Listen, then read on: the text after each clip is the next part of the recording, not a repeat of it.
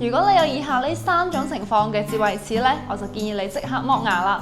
第一種咧就係成日痛嘅智慧齒啦。當你嘅智慧齒成日出現咗不定期嘅腫痛，特別係食嘢咬嘢嘅時候，個痛感加重咗，呢種情況咧就建議你即刻去醫院，盡早咁樣將你嘅智慧齒去剝除佢。記住要喺炎症消除之後先至可以剝牙㗎。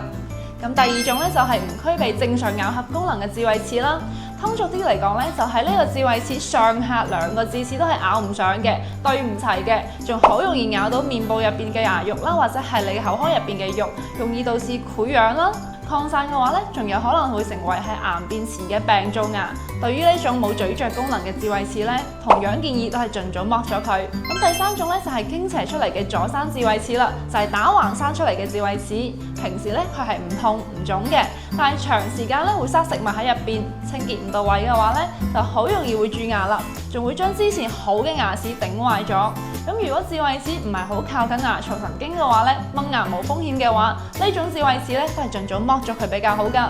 咁大家仲有啲咩問題咧，係可以喺底下留言嘅喎，或者預約到醫院做一個免費嘅 CT 拍片檢查，咁醫生咧就會跟住你嘅情況啦，免費出治療嘅方案。預約方式咧就喺視頻嘅下邊啦。